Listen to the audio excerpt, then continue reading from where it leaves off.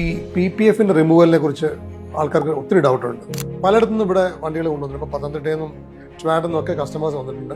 പലയിടത്ത് പോയി ചെയ്തിട്ട് ഇഷ്യൂസുമായിട്ട് കാർ കെയറിൽ വന്നിട്ടുണ്ട് റിമൂവ് ചെയ്യാൻ വേണ്ടിയിട്ട്. അവസ്ഥ വളരെ പരിതാപകരമായിരുന്നു. കാരണം 2 വർഷം മുമ്പ് ഒട്ടിച്ച വെഹിക്കിളിൻ്റെ PPF പോലും മൊത്തം പൊളിഞ്ഞിരിക്കുന്ന ഒരു അവസ്ഥയായിരുന്നു. നമ്മളത് റിമൂവ് ചെയ്ത് കൊടുത്തു. അത് കാരണം കണ്ടീഷൻ വളരെ മോശമാണെങ്കിൽ നമുക്ക് ടൈം കിട്ടുവാണെന്നുണ്ടെങ്കിൽ നമ്മുടെ ടീമുണ്ട്, ഒരു വളരെ മനോഹരമായിട്ട് ഇളക്കി നമുക്ക് വളരെ നന്നായിട്ട് റിമൂവ് ചെയ്ത് തരും.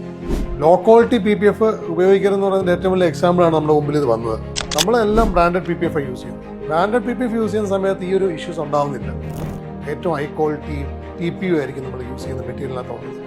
അപ്പോൾ ഈ റിമൂവ് ചെയ്യുന്ന സമയത്ത് പെയിന്റ് വരാനുള്ള ചാൻസുകൾ ഭയങ്കര കൂടുതലാണ്. അതാണ് ഇതിനകത്തുള്ള ഏറ്റവും കൂടുതൽ ശ്രദ്ധിക്കേണ്ട സംഭവം. ഒരു എക്സ്പേർട്ടിനെ കൊണ്ട് ഇളക്കാൻ പറ്റും.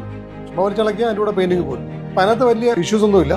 ഇവിടെ കൊണ്ടൊന്ന് ചെയ്യുക, നമ്മുടെ ഏറ്റവും ക്വാളിറ്റിയുള്ള ഹൈ ക്വാളിറ്റിയുള്ള PPF ചെയ്യുക. അപ്പോൾ ഈ ഒരു കൺസേൺ ഒന്നും യാതൊരു അർത്ഥമില്ല എന്നുള്ളത് ഞാൻ അഷ്വർ ചെയ്യുക. ഹൈ ക്വാളിറ്റി പ്രോഡക്ട്സാണ് നമ്മൾ കാർ കെയർ ഉപയോഗിക്കുന്നത്.